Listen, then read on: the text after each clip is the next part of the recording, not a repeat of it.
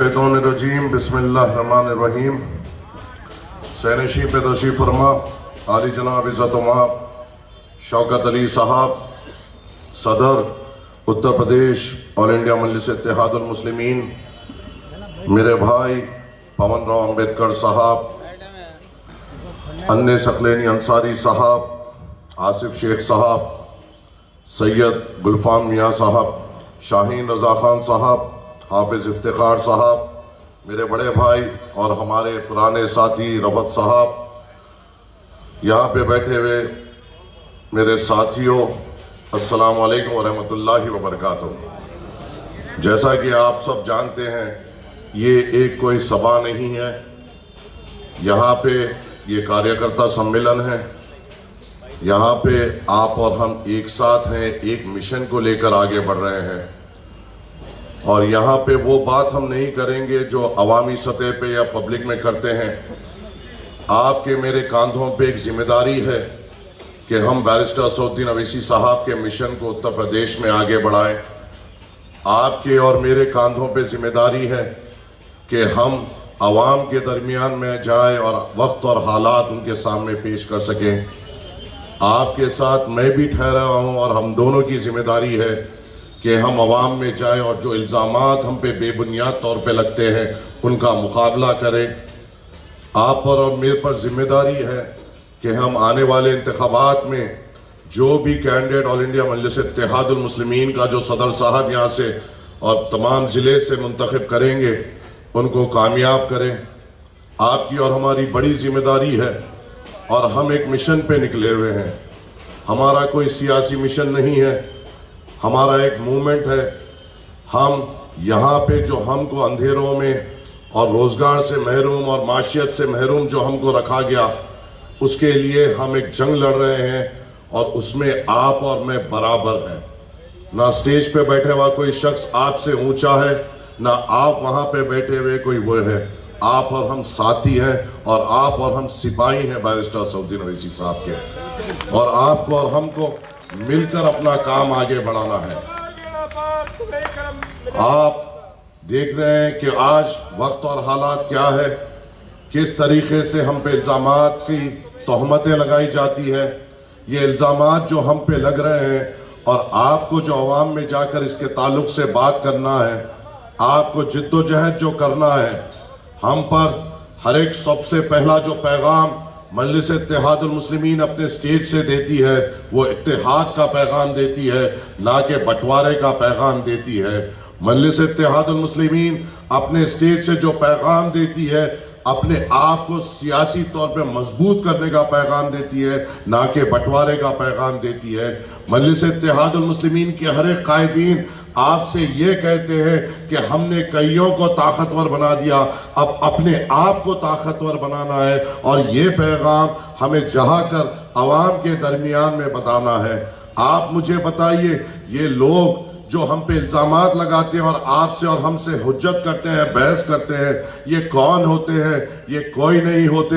मेरी नज़र में ये या तो ये सपा के दलाल होते हैं, या बीएसपी के गुलाम होते हैं, या कांग्रेस के नौकर होते हैं। ये नौकरों से बहादुरों का मुकाबला कभी नहीं हो सकता, क्योंकि मजलिस इत्तेहादुल मुस्लिमीन में ना कोई गुलाम है, ना कोई नौकर है, ना कोई इनका हुक्म मानने वाला है। मजलिस इत्तेहादुल मुस्लिमीन में सिपाही है जो बैरिस्टर असदुद्दीन अवैसी साहब का मिशन जमहूरी सतह पे और इंतखाब के जरिए आवाम के दरमियान में लेके जाते हैं। ना हमें ठेकेदारी से मतलब, ना हमें पैसों से मतलब, हमें मतलब तो अपनी कौम से मतलब, हमें मतलब तो हमारे नौजवानों के रोजगार से मतलब, हमें मतलब तो हमारे इबादत गाहों की हिफाजत से मतलब, हमें मतलब कि जब हमारा नौजवान कहीं सफर करे तो उसकी जिंदगी हिफाजत में हो, हमें मतलब तो हमारे जिले में अच्छे स्कूल हो, हमें मतलब हमारे जिले में अच्छे अस्पताल हो, हमें मतलब हमारे महल्ले जात हिफाजत में हो। मगर ये गुलाम, ये दलाल, इनका मतलब इनका मकसद या तो अखिलेश के तलवे चाटना, या सोनिया गांधी के चप्पलें उठाना, या बहन जी के दरवाजे पे ठहरे रहना। ये उनके और आपके और मेरे बीच में फर्क है और ये आपको साफ तौर से साफ रखना है। हम जब आगे बढ़ रहे हैं तो जज्बे के साथ आगे बढ़ रहे हैं। हम जब आगे बढ़ रहे हैं, एक मिशन को लेके आगे बढ़ रहे हैं। हमारा मिशन ना असदुद्दीन अवैसी साहब को शोहरत दिलाने का है, ना आपका और मेरा मिशन शौकत अली साहब को शोहरत दिलाने का है। आपका और मेरा मिशन अपनी कौम को, अपने कौम के मुस्तकबिल को आगे बढ़ाने का है, अपनी कौम और मुसलमानों को हिफाजत में लेने का है। हमारी इबादत गाहों की हिफाजत, हमारे नौजवानों का रोजगार, और जो प्रशासन से हमें परेशानी होती है उनसे टकराने वालों को चुनने का आपका और मेरा मकसद है। हमें गुलामों को नहीं चुनना है, हमें दलालों को नहीं चुनना है, ना कोई दर के गुलाम को जो चुनना है। आप मुझे बताइए, यहां पे बुजुर्ग भी मौजूद है, उनको देखकर बेइंतहा खुशी होती है। आपकी उम्र के सामने मेरा तजुर्बा भी नहीं। आप हमें बताइए, आप लोगों ने आजादी के बाद से सेकुलर जमातों को ताकत बख्शी, वो आप ही थे जो इंदिरा गांधी को अपने भीख से, वोटों की भीख से नवाजते हुए प्रधानमंत्री बनाया। वो आप ही लोग थे जिन्होंने अपने वोटों की भीख से उनकी औलाद राजीव गांधी को भी प्रधानमंत्री बनाया। वो आप और हम ही थे, वो मुसलमान ही था जिन्होंने अपने वोटों की भीख से आई के गुजराल को भी प्रधानमंत्री बनाया, देवगौड़ा को भी प्रधानमंत्री बनाया, और उसके बाद मनमोहन सिंह को भी प्रधानमंत्री बनाया। वो आप और हम और तमाम मुसलमान थे जिन्होंने मुल्ला मुलायम के नाम पर उनके तमाम खानदान के 2 अफराद, अखिलेश और खुद मुल्ला मुलायम को मुख्यमंत्री बनाया। वो आप और हम और तमाम मुसलमान ही थे जिन्होंने अपने वोटों की भीख से बहन जी को भी मुख्यमंत्री बनाया। मगर बुजुर्गों, मुझे यहाँ पे ठहरे हुआ हूं, आपकी उम्र बड़ी है, आपकी उम्र के सामने मेरा तजुर्बा भी नहीं। एक तो फायदा बता दीजिए जो हमारी कौम को मिला, एक तो ऐसा विधायक बता दीजिए इन पूरे सालों में जिसने उठकर उस ऐवान असेंबली या पार्लियामेंट में जाकर यह कहा कि मेरे मुसलमानों का क्या। एक बता दीजिए। ठीक है, हम बीजेपी के एजेंट, ये जो बोलने वाले बोलिए, ठीक है, हम वोट कटवा। अरे तुम तो सेक्युलरिज्म के फर्मा बरदार हो। एक तुम में से एक बहादुर तो बताओ जो जाकर ये कहा कि मेरे मुसलमानों का क्या, मेरे जिले में अच्छे अस्पताल का क्या, मेरे जिले में अच्छे स्कूल का क्या, मेरे मुसलमान महल्ले जात की हिफाजत का क्या, मुझको जो शहीद किया जा रहा है उनके घर वालों का क्या, जो माओ की कोख को जाड़े जा रही है उसकी आंसुओं का क्या, जो बाप के कंधे पे अपने बेटे की मैयत लादी जा रही है उसके बोझ का क्या। एक है इन अखिलेश के तमाम गुलामों में, या बसपा के तमाम गुलामों में, या और राहुल गांधी के तमाम गुलामों में एक है, एक है। तो कौन है वो एक ही जो आपकी मेरी आवाज बनता है और वहां पे ऐवाने पार्लियामेंट में उन वक्त के फिरौनों के सामने और उनकी फौज के सामने आंख उठाकर, उनके आंख में आंख डालकर, उनके गिरेबानों को पकड़कर उनको झंझोलते हुए आपकी और मेरी जो बात करता है वो आपका और मेरा कायद बैरिस्टर असदुद्दीन अवैसी है, जिसको मजबूत करना आपका और मेरा काम है। दूसरा कौन है? दूसरा कौन है? कोई है? अखिलेश यादव के तमाम खानदान को हमने अपने वोटों की भीख से नवाजा, हमने अपने वोटों की भीख से नवाजा। बसपा को इख्तिदार में बिठाया अपने वोटों की भीख से, कांग्रेस को इख्तिदार दिया अपने वोटों की भीख से।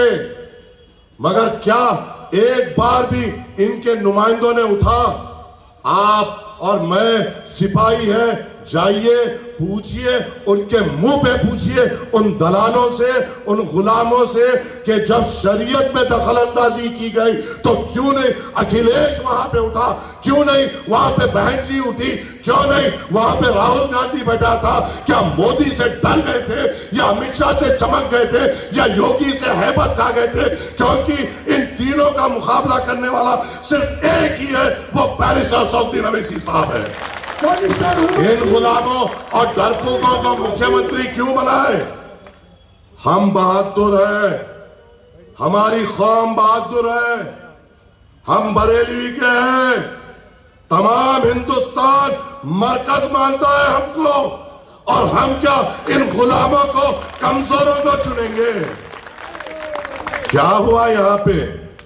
आप और हमने पिछले विधानसभा में इनको वोट दिया, साइकिल के गम के पैंडल आपने भी चलाए, सबने चलाए, गम के पैंडल चलाए, कोई और नहीं है, यही गम के पैंडल मारो।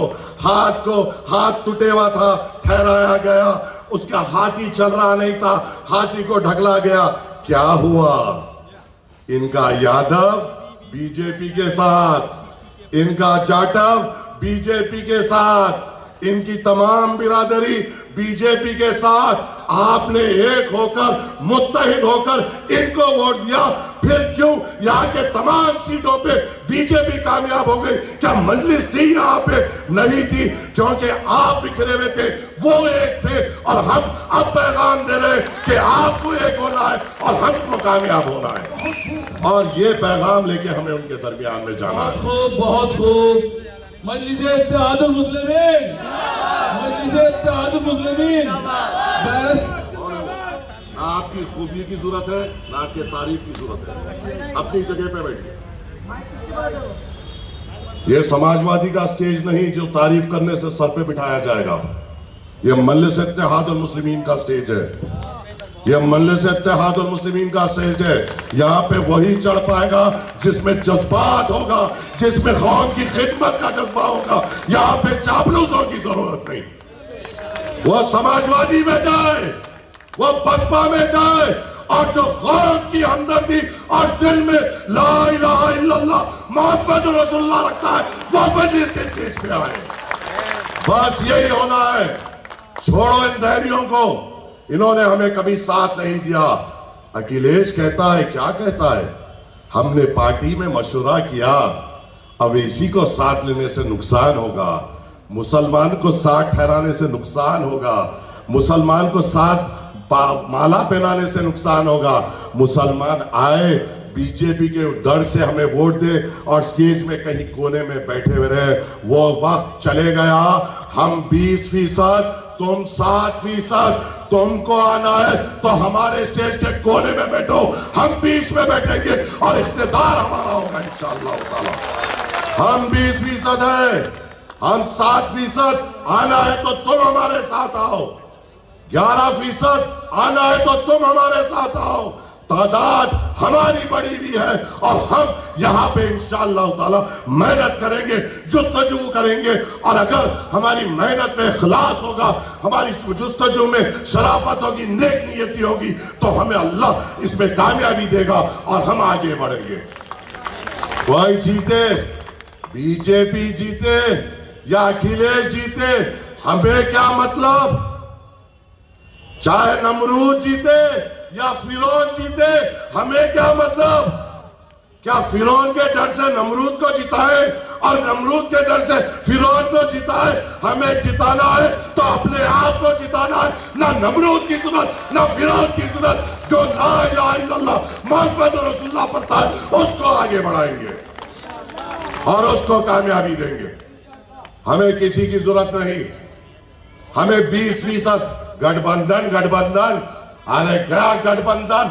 20% का गठबंधन, एक हो जाओ, किसी के गठबंधन की जरूरत नहीं। अगर हम 20% एक हो जाए, क्या हमें जरूरत है किसी के गठबंधन की? क्या जरूरत पड़ेगी? तो बस एक हो जाओ, इत्तेहाद में आ जाओ, इत्तेफाक में आ जाओ, अपना झंडा लियो, अपना पार्टी को मुस्तकबिल करो और अवाम के दरमियान में जाते हुए मजलिस के इत्तेहादुल मुस्लिमीन का पैगाम दो। और इंशाअल्लाह ताला मजलिस इत्तेहादुल मुस्लिमीन यहां पे बड़ी ताकत से लड़ेगी और इंशाअल्लाह यहां पे कामयाबी हासिल होगी। हमें डराया जाता है, अखिलेश आते हैं, मायावती आते हैं, कांग्रेस आते हैं, बात करते हैं कि हमारे मैनिफेस्टो में हमारा नाम लिखे जाता है। इससे पहले लिखा गया कि रिजर्वेशन दिया जाएगा। अखिलेश भूल गए, जब सत्ता में थे, जब हमें याद नहीं किया, और जब सत्ता से भी चले गए हमें साथ बिठाने को तैयार नहीं। अरे मुझे ये बताओ, अरे मैं ये मुकाम से बोल रहा हूं जहां पे आला हजरत का दुआएं है, सबकी दुआओं से आगे बढ़ते हैं। मुझे ये बताओ, क्या हमें क्या तालीम दी गई? पाक सरजमीन के लोगों, मुझे ये बताओ, हमें क्या तालीम दी गई? हमें एक तालीम दी गई कि डरो तो अल्लाह से डरो। जब तक इस दुनिया में रहो, खौफ खाओ तो अल्लाह से खौफ खाओ, डरो तो अल्लाह से डरो। तो ये कौन से मुसलमान आ गए जो भाजपा से डर रहे हैं? क्या तुम्हारा ईमान इतना कमजोर हो गया है कि तुम अल्लाह के अलावा भाजपा, योगी, मोदी, अमित शाह से डर रहे हो? हमारा एक ही ईमान और दिल में एक ही बात, डरो, खौफ खाओ तो अल्लाह से खौफ खाओ। बाकी सब हमारे लिए कुछ नहीं, हम एक हो जाएंगे तो हमारा परचम बुलंद होगा, इनसे मुकाबला करने की ताकत मिलेगी। ये पैगाम लेकर आगे बढ़ो, ये जुस्तुजू लेकर आगे बढ़ो। दलालों को जो बोलना है बोलो, दलाल है, हराम का खा खा के आदत पड़ गई है। गुलामों को जो बोलना है बोलो, गुलाम है, फेंकी हुई रोटी खाने की आदत है, उनको आप और हम नहीं सुधार सकते। और जो चपरासी है, जो डोर पे ठहरता है, उसको तो फेंके हुए गोश्त की आदत होती है। और यहां पे हम शेर है, हमारा सदर बहादुर है, बहादुरों की कौम है, बहादुर हमारा नेता होगा। ना गुलाम की जरूरत थी, मजबूरी थी, अब हमारे पास मुतबादिल है, मजलिस इत्तेहादुल मुस्लिमीन है, हरा परचम हमारे साथ है, बैरिस्टर सऊदी अवैसी साहब का चेहरा है। और इंशाअल्लाह ताला आप लोगों के साथ से हर किसी को हराएंगे, बीजेपी को भी हराएंगे, अखिलेश को भी हराएंगे, मायावती को भी हराएंगे। और इनको हमारा साथ देते हुए हमको आगे बढ़ाना पड़ेगा इंशाअल्लाह। सोच छोटी क्यों रख रहे हो? ये क्यों सोच रहे हो कि हमें इनके साथ जाना चाहिए? ये क्यों नहीं सोच रहे कि उनको हमारे साथ आना चाहिए? सोच बड़ी रखो, हमारी तारीख बड़ी, हमारे पास मिसालात बड़े। और हमेशा ये कहा गया कि तादाद कभी मायने नहीं रखती, तादाद कभी मायने नहीं रखती।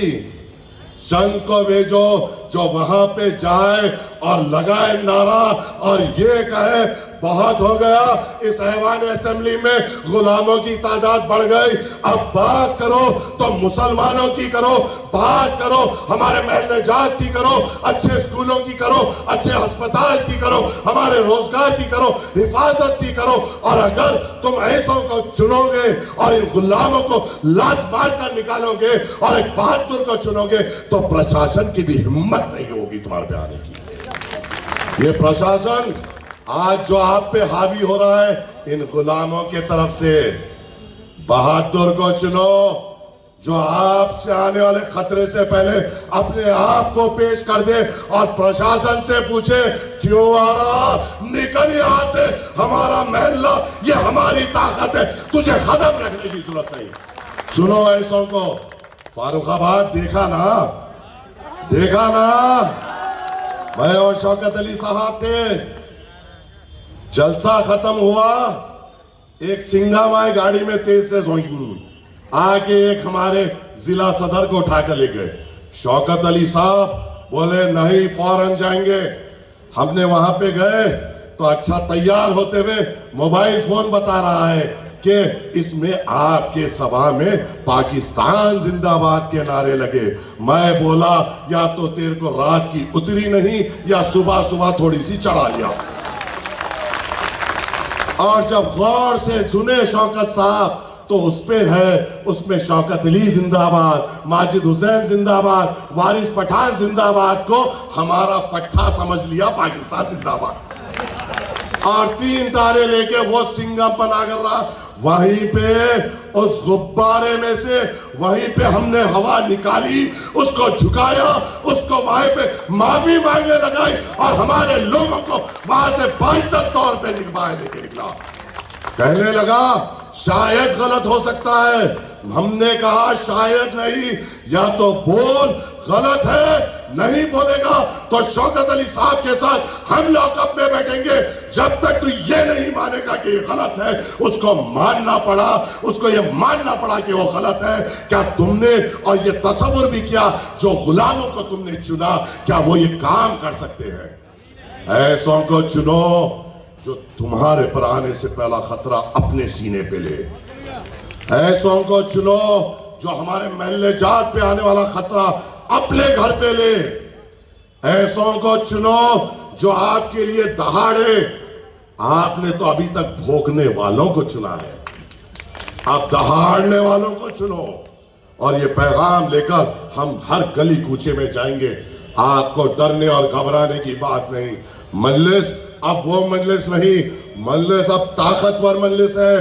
कहीं भी कुछ भी परेशानी होगी, चाहे कितनी भी देर हो, शौकत अली साहब की सदारत में वहां पे पहुंच जाएंगे, डंके की चोट पे मुकाबला करेंगे, मगर आप पे कोई आंच आने नहीं देंगे।